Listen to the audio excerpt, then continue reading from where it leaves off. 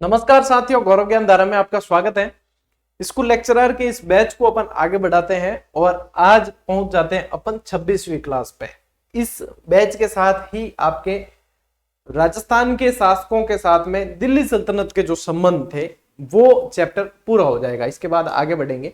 आज अपना एक बाकी रह गया था, ये रणथंभौर और मेवाड़ पहले ही पढ़ चुके अपन। एक बाकी रह गया था जालोर और दिल्ली सल्तनत, तो इसको भी पढ़ते हुए अपन आगे बढ़ते हैं। निश्चित रूप से आपके फर्स्ट पेपर की तैयारी बहुत शानदार तरीके से हो जाएगी।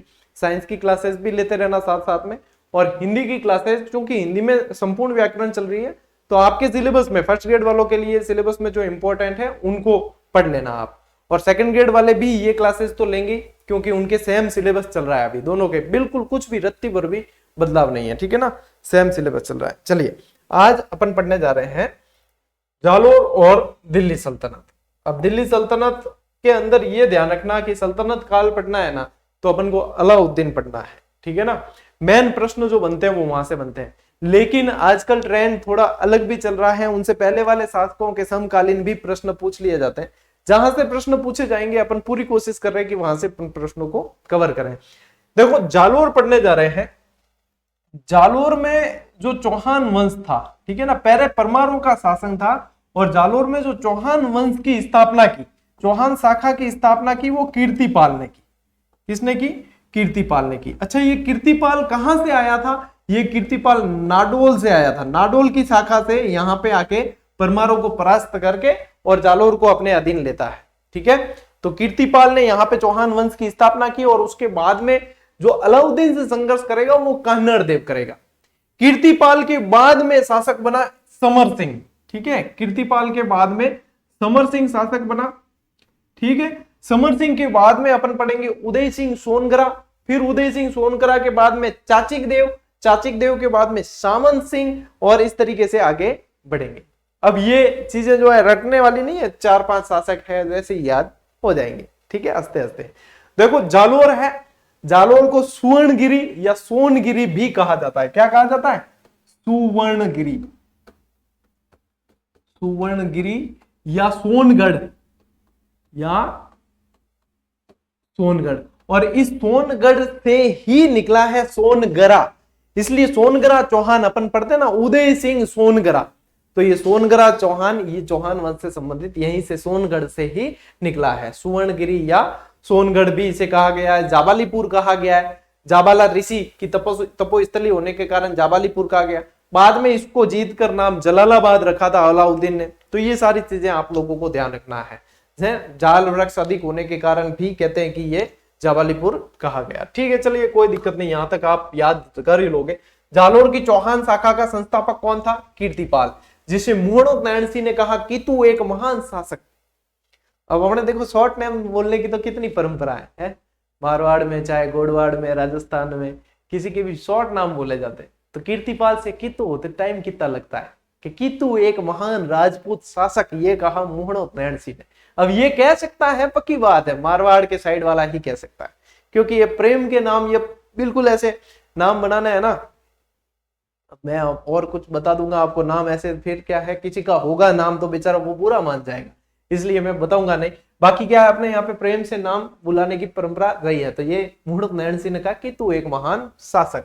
जालोर का प्राचीन नाम जाबालीपुर किस लिए था? जाबाला ऋषि की तपोस्थली होने के कारण जालोर पर चौहान शासकों का शासन रहा, और सोनगरा, चौहानों की भी सोनगरा शाखा, ठीक है ना।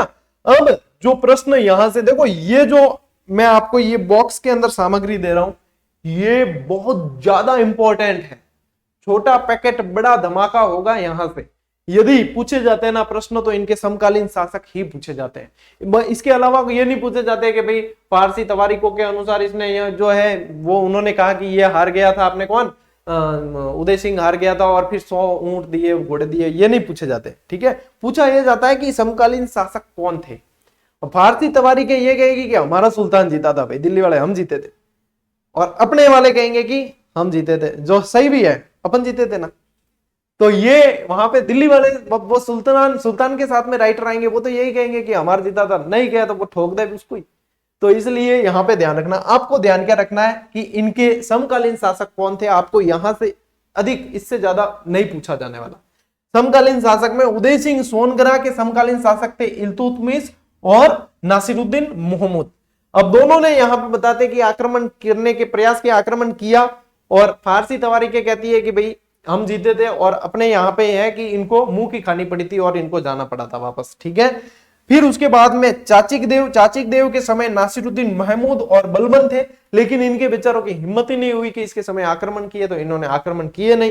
फिर आया सामंत सिंह के समय बलबन और जलालुद्दीन खिलजी थे, लेकिन इनके बीच भी ज्यादा कोई संघर्ष हुए नहीं। और उसके बाद में संघर्ष जब होता है ना, वो होता है कान्हड़ देव के समय। कान्हड़ देव के समय देखो, जलालुद्दीन खिलजी के बाद में आ जाता है अलाउद्दीन, और अलाउद्दीन आते खुरापाती आदमी, और खुरापाती आदमी देखो राजस्थान वालों से तो इसने पंगे बहुत ज्यादा लिए। पहले चित्तौड़ में, फिर रणथंबोर, सभी जगह, मेवाड़ अपन ने पढ़ा, रणथंबोर पढ़ा, अब जालोर, यानी कि दिल्ली सल्तनत पढ़ना है तो ये पंगेबाज है, इसको पढ़ना है, ठीक है। तो यहाँ पे आप पढ़ेंगे क्या अपन, अलाउद्दीन और जालोर, अलाउद्दीन खिलजी और जालोर। अपने चाचा को मार के सत्ता हासिल की थी इसने, जो जलालुद्दीन खिलजी था, फिर चाचा के तो फिर बाद में ससुर बन गया, ठीक है। अब संघर्ष के कारण क्या क्या थे, संघर्ष के कारण अलग अलग है। देखो संघर्ष के कारण कान्हड़ देव का शासन था यहाँ पे, ठीक है। कान्हड़ देव प्रबंध पद्मनाभ लिखता भी है, उसके अंदर भी जानकारी मिलती है। कान्हड़ देव द्वारा शाही सेना का मार्ग न देना। अब हुआ क्या, शाही सेना को मार्ग न देने वाली स्टोरी क्या है, 1298 के अंदर गुजरात विजय के लिए शाही सेना का मतलब है कि दिल्ली से आने वाली सेना है, वो शाही सेना है, ठीक है। वो गुजरात विजय के लिए जाती है। कौन थे सेनापति, उलुग खां और नुसरत खां। अब नुसरत खां वहां पे रुखसत हुआ था, ये भी बता दिया था आप, रणथंबोर वाला, ठीक है। ये जाती है तो देखो बीच में मेवाड़ भी पड़ता है, रणथंबोर पड़ता है, जालोर भी पड़ता है। तो यहां से जालोर जाने का जो है इन्होंने मार्ग मांगा, जालोर से मार्ग मांगा गुजरात जाने के लिए। तो इन्हें कान्हड़ देव ने कहलवाया कि भाई मैं जो है मूर्ति भंजक और बुद्ध चिकन को यहां से जाने की जगह नहीं दूंगा, यानी कि जो गौ मांस खाते हैं वो, और मूर्ति भंजक जो है यानी कि हमारी मूर्तियों को तोड़ते हैं, उनको यहां से गुजरने की परमिशन नहीं दूंगा। और कान्हड़ देव के सैनिकों ने इन पर हमला करके इनको हताहत भी कर दिया, इनको पीछे हटना पड़ा। तो यहां से एक चीज तो ये पड़ गई कि भैया यहाँ पे इन्होंने हमारे साथ ये किया है कि अलाउद्दीन सोचता है कि इनको मैं बाद में सिखाऊंगा, पहले गुजरात एक बार उसको ठिकाने कर देता हूं।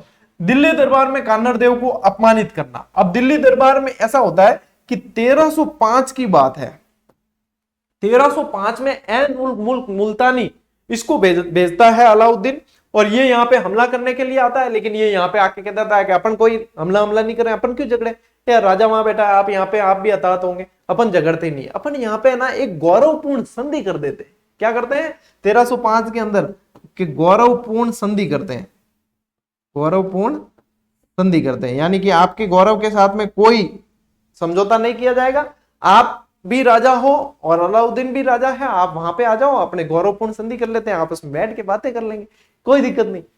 लेकिन यहां से कान्हड़ देव जाते हैं दिल्ली दरबार में, तो कान्हड़ अलाउद्दीन जो है बेटा वहां पे बैठ के और अपनी सेखी बगाड़ता है कि मेरे सामने राजस्थान का कहीं का कोई भी शासक नहीं टिक पाता है, और ऐसे वैसे इधर खोपड़ी की शक्ति कान्हड़ देव की, ये गौरवपूर्ण संधि है क्या, ये तो अपमानित कर रहा है। और ये वहां से चुपके से निकल जाता है। जब ये निकल जाता है फिर अलाउद्दीन की शक्ति है कि यार यहां से मेरे परमिशन के बिना कैसे निकल गया, मिले बिना, ये वगैरह। तो ये फैक्ट यहाँ पे ये है। वीरमदेव इसका पुत्र होता है कान्हड़ देव का, और फिरोजा होती है अलाउद्दीन की पुत्री। वीरमदेव को भी बताते हैं कि वहां पे सेवा में रखा था शाही दरबार के अंदर, और वहां पे वीरमदेव इतना स्मार्ट था, इतना हैंडसम था कि कोई भी देख के उसके ऊपर मंत्र मुग्ध हो जाए। फिरोजा के साथ भी हुआ यही, फिरोजा भी इसको देखते ही पहली नजर का प्यार हो गया और मंत्र मुग्ध हो गई। उसके बाद फिरोजा के दिमाग में तो यही था कि शादी करूंगी तो वीरमदेव से करूंगी, नहीं तो फिर नहीं करूंगी। और वीरमदेव के पास में ये प्रस्ताव भी भेजा गया, लेकिन वीरमदेव ने मना कर दिया कि मैं दूसरे धर्म में तो करूंगा ही नहीं, और यहाँ पे मतलब फिरोजा से तो कतई नहीं, बिल्कुल ही नहीं करूंगा मैं। और वो भी वहां से निकल जाता है। फिरोजा इसको पाने के प्रयास बहुत करती है। बताते हैं कि फिर इसकी नौकरानी जो होती है दाहिमा फिरोजा की, गुले बिस्त, उस गुले बिस्त के नेतृत्व में भी सेना भेजी जाती है। अलग अलग राइटर अलग अलग चीजें लिखते हैं। गुले बिस्त के नेतृत्व में सेना भेजी जाती है, और फिर बाद में उसमें लड़ाई में वीरमदेव मारा भी जाता है, ये बताते हैं। अलग अलग राइटर अलग अलग लिखते हैं, इस बात को ध्यान रखना, ठीक है। तो ये फिरोजा वाली स्टोरी, फिर बाद में फिरोजा भी यमुना में कूद के आत्महत्या कर लेती है, ये भी आगे बताऊंगा अभी। इसके अलावा जालोर दुर्ग का व्यापारिक और सामरिक महत्व भी है, और अलाउद्दीन की महत्वाकांक्षाएं, ये सारे हैं इनके बीच में संघर्ष के कारण। ठीक है, अब कारण देखो, नोट्स इस तरीके से बनाए जाते हैं और समझा किस तरीके से जाता है, जो मैंने आपको समझा दिया है। ठीक है, नोट्स बनाने का पैटर्न यही है, क्योंकि अनावश्यक सामग्री लिखने से मतलब नहीं है, उस चीज को पढ़ो जो रिवाइज अच्छी तरीके से हो सके, और कवर सारा ही हो रहा है। ठीक है, अब आते हैं अपन अगले स्लाइड पे। अब देखो, जालोर को जीतने से पहले सिवाना को जीतना इनके लिए जरूरी था। सिवाना जो थी मारवाड़ के शासकों की शरण स्थली कहलाती थी। अच्छा, हल्देश्वर की पहाड़ी, अरावली की पहाड़ियां, ये सारी जो है ये वहां पे ये सिवाना दुर्ग पड़ता है। मैं मोकलसर रहता था, मोकलसर से 15 किलोमीटर ही सिवाना था। सिवाना की ऊंची पहाड़ी पे दुर्ग था, पंवारों का शासन था यहाँ, परमारों का, और वीर नारायण पंवार द्वारा इसका दुर्ग बनाया गया। कुमथाना दुर्ग भी कहते हैं इसको, क्योंकि कुमत की पहाड़ियां, कुमत की झाड़ियां ज्यादा है यहाँ पे, इस कारण इसका मतलब गिरि दुर्ग होने के कारण महत्व बहुत ज्यादा था। जब मारवाड़ के शासकों पे संकट आता, जोधपुर के शासकों पे, तो वो यहाँ पे चले आते थे। ठीक है, तो अलाउद्दीन जालोर के खिलाफ पहला अभियान ऐन उल मुल्क मुल्तानी के नेतृत्व में 1305 में भेजता है। ये मैंने आपको बता दिया, गौरवपूर्ण संधि के लिए उसको वहां ले जाता है। ठीक है, इसके बाद में 1308 का अभियान ध्यान में रखना है। 1308 का अभियान मुख्यतः आपकी सिवाना वाला अभियान कहलाएगा। अब इस समय यहां पे जो था प्रशासक जालोर की तरफ से नियुक्त किया हुआ था शीतल देव। ठीक है, शीतल देव, कई जगह सातल देव भी नाम मिलेगा इसे। ये इधर वाले थे ना अलाउद्दीन खिलजी वाले, वो कहते थे शिमुर्ग। शिमुर्ग यानी कि एक ऐसा वहां पे राक्षस है, एक ऐसा बाज है जो इसकी रक्षा करता है, सातल देव नाम है उसका, उसको मानना है। ठीक है, और अलाउद्दीन का सेनापति कौन था? कमालुद्दीन गुर्ग। और इस गुर्ग का शाब्दिक अर्थ मैंने आपको कई बार बताया हुआ है, इस गुर्ग का शाब्दिक अर्थ होता है बेड़िया। और अपने यहाँ पे कोई देखो, अपने राजस्थान वाले हैं, अपने यहाँ पे कोई विदेशी, अब ये तो विदेशी थे सारे, दिल्ली सल्तनत वाले भी भारत के भी नहीं थे, बाहर से आके बसे यहाँ। मुगल भी भारत के भी नहीं थे, बाहर से आकर बसे यहाँ। ठीक है, तो अपने तो होंगे, वो अपने ही रहेंगे। और ये तो फिर भेड़िया है, तो फिर इसको तो यहाँ पे अपने अपनी भावनाएं इसके प्रति ऑटोमेटिक जो है ऐसी रहती है। ठीक है ना। अब इस अभियान में अलाउद्दीन की सेना के नाहर खां और भोज खांदद्रा, ये इनको अपने प्राण गंवाने पड़े। आने वाले समय में, मैं कह रहा हूं अभी तक ये प्रश्न नहीं बने, लेकिन आने वाले समय में जब ये प्रश्न बनेगा ना, तब आपके दिल से दुआ निकलेगी कि सर वास्तव में आपने ये चीज बताई और ये प्रश्न हमें देखने को मिला। ये चीज बनेगी ना जब, तो हर कोई नहीं कर पाएगा इस प्रश्न को, ये भी ध्यान रखना। हर स्टूडेंट नहीं कर पाएगा, क्योंकि इस पर ध्यान नहीं जाता। स्टोरियां तो बहुत सुनते हैं, लेकिन इन पे ध्यान नहीं जाता है। तो ये ध्यान रखना कि इस अभियान में अलाउद्दीन की सेना के नाहर खां और खांदद्रा भोज इसका नाम है, ये इन्हें अपने प्राण गंवाने पड़े थे। यहां पे भी गद्दार देखो, वैसे इनके दुर्ग के है ना दरवाजे नहीं खोल पाए थे ये भाई। वहां से मजनिक वगैरह जो है अलाउद्दीन की, वहां से जो पत्थर फेंकने के जो प्रक्षेपास्त्र होते हैं, उनसे पत्थरों की बौछारें की गई दुर्ग की दीवारों को तोड़ने के लिए वगैरह। लेकिन दुर्ग बहुत ऊंचाई पर था। कहते हैं कि इसको जीतने के लिए मिट्टी का ढेर, जिसे पार्श्विक बोला जाता है, वो भी बनाया गया था। लेकिन फिर भी इतना उससे फायदा नहीं मिला, क्योंकि दुर्ग बहुत मजबूत हुआ करते थे राजस्थान के। अब तो भले आर्किटेक्ट वगैरह काम करते हैं ऐसे, लेकिन पहले जैसी मजबूती के काम तो अभी भी नहीं होते हैं। दुर्ग बड़े मजबूत थे, इस दरवाजे तो खोल नहीं पा रहे थे। फिर इन्होंने क्या किया, और यहाँ ऊपर से दरवाजे तो नहीं खोल रहे थे, और अपने यहाँ के जो सैनिक थे ना, वो बाहुबली मूवी देखे आपने, आग लगाकर कपड़ा बांध कर फेंकते, वो यहाँ पे फेंकते थे ये। और पत्थर ऊपर से तो देखो, गुलेल भी मारेंगे ना, ऐसे लगेगी कि AK-47 की गोली से भी खतरनाक है। ठीक है ना, गुलेल से भी पत्थर मार देंगे। तो ऊपर से हाइट से फायदा सीधा सीधा है।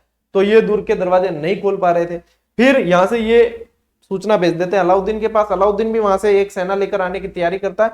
जितने में यहाँ पे जो है, एक देखो गद्दारों के कारण ही अपन हारे हैं, अपन ऐसे नहीं हारते। एक तो यहाँ पे भावले पवार, और वहां जालोर में बीका दैया, वहां रणथंभौर में रणमल और रतिपाला, वो ये ऐसे ऐसे गद्दारों के कारण अपन को हार के मुंह देखने पड़े। नहीं तो अपने तो दुर्ग ही इतने शानदार थे कि वो आक्रांता खोल ही नहीं पाते थे। क्या मजाल, अपने तो अंदर ही खेती करते थे, मौज करते थे। लेकिन यहाँ पे ये गद्दार सब गोडे दिए इन्होंने। अब ये भावले पवार, क्योंकि दुर्ग के अंदर एक ही कुंड था, उस कुंड से ही सारे पानी पीते थे।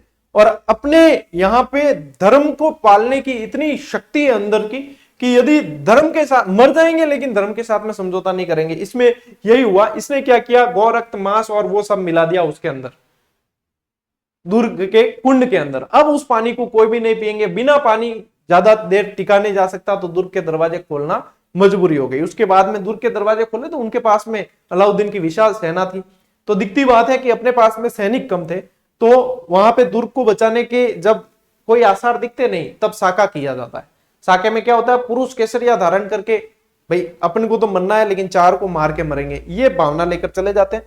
पीछे महिलाएं जो है जौहर की चिता में अपने आप को समर्पित कर देती है और ये होता है साका। तो यहाँ पे फिर बाद में जो है 1308 की ही बात है, रानी मैनादेवी के नेतृत्व में जौहर किया जाता है और ये गद्दार है, बावले पवार ने यहाँ पे गद्दारी की थी। आपके प्रश्न जो बनेंगे सिवाना से वो यहीं से बनने हैं, ठीक है। जो देखो की पॉइंट और नोट्स मेकिंग पैटर्न पे मैंने आपको स्टोरी पूरी ही सुना दी है। अब आते हैं अपन अलाउद्दीन के जालोर अभियान पे, ठीक है। अब ये 1308 की बात है, जालोर अभियान 1311 है। यहां पे भी अलाउद्दीन का सेनापति कौन है, कमालुद्दीन गुर्ग। अब यहां पे था गद्दार जो था ना, मैंने गद्दार का नाम यहां लिखा है, हाँ, यहां पे जो गद्दार था वो बीका दैया था। पहले इसकी स्टोरी भी सुन लो आप। बेटा गद्दार ऐसा था, ये इसको राजा बनना था बीका दैया को, कि भाई गद्दारी वही करेगा जिसके मन में लोभ लालच है, जिसके मन में देशभक्ति है, वो कभी गद्दारी नहीं कर सकता। इसके भी राजा बनने की मन में आई थी, तो बस भाई आक्रांता कमजोर कड़ी तो ढूंढते हैं कि कौन कमजोर है, और बाद में बनते अंते कोई नहीं है। इसके आई मन में। अब यहाँ पे भी कंडीशन यही थी कि दुर्ग के दरवाजे, जालोर दुर्ग के दरवाजे भी कोई आक्रांता विदेशी नहीं खोल पाया, ठीक है, दुर्ग के दरवाजे नहीं खोल पा रहे थे। तब इन्होंने गद्दार को ढूंढा, बीका दैया नाम का गद्दार मिला, इसको लालच दिया कि तेरे को राजा बना देंगे, तू दुर्ग के दरवाजे भले मत बोल खोल, लेकिन हमें दुर्ग का जो है कमजोर हिस्सा बता दे कि कमजोर हिस्सा कौन सा है, तो उसको तोड़ के हम अंदर घुस जाएंगे। इसने कहा कि कमजोर हिस्सा, मतलब कोड वर्ड में बातें होती थी। इसने कहा कि देखो राई ऐसा पौधा है जो रातों रात उग जाता है, तो आप रात को राई फेंको सुबह तक उग जाएगा, तो समझ लेना कि वहां पे पोल है, वो कमजोर हिस्सा है, उसको तोड़ के आप अंदर घुस सकते हो। तो राई का लाए कहां से, कोई वहां से कोई युद्ध करने आया तो वो तो भाई ये लेकर चले अपने क्या है अस्त्र शस्त्र वगैरह, वो अच्छा भोजन के लिए इतनी राई थोड़ी लाएंगे कि चारों तरफ पूरे दुर्ग के चारों तरफ फेंक दे, इतनी थोड़ी लाएंगे, पता थोड़ी है कि कमजोर हिस्सा ही है यहीं फेंकनी, उसके लिए ज्यादा चाहिए। तो यहाँ पे मुस्लिम सेना जो थी उसने ऐलान करवा दिया गांव के अंदर कि राई लेकर आ जाओ, हमें राई दो और राई के बदले में आपको उतना का उतना सोना दिया जाएगा। जैसे ये बात पता चलती है, अब इनको जितनी राई चाहिए थी वो रात को मिल गई। सुबह देखते हैं कि राई के लिए राई लेकर जो है लंबी पूरी लाइन लगी हुई, पूरा गांव खड़ा है राई लेकर। जब फिर ये पूछते भी है कि भाई अब क्यों आए, क्या क्या लेकर आए हो, यहाँ पे क्यों खड़े हो, तो क्या हम राई लेके आए, राई के बदले में सोना दो। तब कहावत चली वहां से कि राई और अभाव राते भी था, इसको रात को चाहिए थी, रात को काम हो गया और बीत गया। अब देखो राई जब इन्होंने फेंकी, फिर इनको पता चल गया दुर्ग की कमजोर कहाँ कड़ी है, वहां से ये तोड़कर अंदर घुसते हैं। अच्छा इस स्टोरी को यहाँ पे थोड़ी सी ब्रेक करके बीका दैया को ठिकाने लगाते हैं। बीका दैया बहादुरी ठोक तो दी कि यहाँ पे भाई राई फेंकी और वो नहीं हूं। अब बीका दैया के मन में तो बस ख्याल उठ रहे हैं कल राजा मैं होऊंगा, ये होगा। घर जाकर सेकी बगाड़ता है अपनी पत्नी शतरानी के आगे, ठीक है, कि मैंने तो बहुत शानदार एक चाल चली है और तू कल से रानी है, रानी होने की तैयारी कर। शतरानी ने पूछा कि ऐसे कैसे, अपने दुर्ग पे तो आक्रमण होने वाला है, अपने संकट आया हुआ इतना, आप कह रहे हो कि रानी है। तो क्या यही तो बात है, मैंने बता दिया है कि भेद कमजोर जो कड़ी है वो बता दिया है, कल जो है कन्नड़ देव को मार देंगे और अपन राजा बनेंगे, अपन को राजा बनाएंगे, ये मैंने डील कर दी है। इतना पता चलते ही वो देशभक्त शतरानी की खोपड़ी की शक्ति है और कहे जब तू देश का नहीं हुआ तो तू मेरा क्या होगा, तू किसी का क्या होगा, और उसको वहीं पे मार देते हैं बीका दैया को वो शतरानी। और ये सूचना पहुंचाने के लिए कान्नड़ देव तक भागी दौड़ी चली जाती है, लेकिन तब तक देर हो चुकी थी, क्योंकि तब तक जो है उनको कमजोर कड़ी का पता चल गया और सेना अंदर घुस गई। फिर आमने सामने की लड़ाई, फिर आमने सामने की लड़ाई में कान्नड़ देव के पास में कोई विकल्प बचते नहीं है, फिर तो भाई वही विकल्प है कि साका करना है। तो यहाँ पे कान्नड़ देव के नेतृत्व में फिर साका किया जाता है और रानी जैतल देव के नेतृत्व में जौहर किया जाता है। इधर वीरम देव भी जो देखता है कि अब या तो मुझे, क्योंकि फिरोजा प्रेम करती थी तो ये आदेश था इनको कि इसको जिंदा पकड़ के लाना है, शादी करवानी है इनकी। तो इसके वीरम देव के दिमाग में ये था कि मैं अगर जिंदा हाथ में आ गया तो ये मेरी शादी करवा देंगे। तो वीरम देव बताते हैं कि खुद के कटार गोपकर आत्महत्या कर लेता है और मृत्यु का वरण कर लेता है और जिंदा हाथ में उनके नहीं आता है। फिर इसका कटा हुआ सिर वहां पे लेकर जाते हैं और फिरोजा को देते हैं, ये भी मंगवाया था कि मर जाए तो सिर कटा हुआ लेकर आना। तो कटा हुआ सीट ले जाकर देते हैं, जिसे लेकर फिरोजा जो है यमुना नदी में कूदकर आत्महत्या कर लेती है। ये स्टोरी यहाँ की है। और इस दुर्ग को जीतकर बाद में इसका नाम ये क्या रखते हैं, जलालाबाद रखते हैं। तोपखाना मस्जिद भी इस दुर्ग में बनवाई जाती है। ये स्टोरी पूरी किसकी है, आपकी दिल्ली सल्तनत और जालोर की स्टोरी है। और इसी के साथ में आपके राजस्थान के जो शासक दे रखे हैं आपके, उसके साथ में आपके दिल्ली सल्तनत के जो संबंध थे वो स्टोरी यहाँ पे स्टोरी क्या क्लास पूरी होती है। ठीक है, क्योंकि इतिहास में स्टोरियां ज्यादा चलती है तो ये क्लास पूरी होती है। अच्छा, क्लासेस को शेयर वगैरह करते रहो, इसका कोई चार्ज नहीं है, कोई करंट लगता नहीं है। ऐसे शेयर करते हो तो हमारा भी हौसला बढ़ता है और जो फैकल्टीज पढ़ाने आते हैं उनका भी हौसला बढ़ता है कि हाँ हम मेहनत कर रहे हैं। तो क्योंकि आपसे कोई हम फीस नहीं ले रहे पढ़ाने की, है ना। हमारे लिए तो सिर्फ पॉजिटिव एनर्जी यही है कि आप लोगों के जो अच्छे कमेंट्स आते हैं, आप लोग जो शेयर करते हैं, आप लोग जो प्रेम दिखाते हैं, वही है। तो बस इसीलिए आपसे कभी कभी गुजारिश करता हूं, मैं ज्यादा कहता भी नहीं हूं, मैं न तो शेयर सब्सक्राइब का ज्यादा कहता भी नहीं हूं, क्योंकि अपन पढ़ाने पे फोकस रहते हैं। तो थोड़ा बहुत क्या है कि जो टीममेट्स होते हैं उनका हौसला बढ़े, इसलिए ये चीज कहनी भी जरूरी है। तो थोड़ा सा अपना प्रेम और दिखाएं और सपोर्ट करते रहें। हम आप लोगों के लिए ऐसे ही प्रयास करते रहेंगे। मिलते हैं साथियों अगली क्लास में, अगले वीडियो में। तब तक के लिए राम राम, जय हिंद।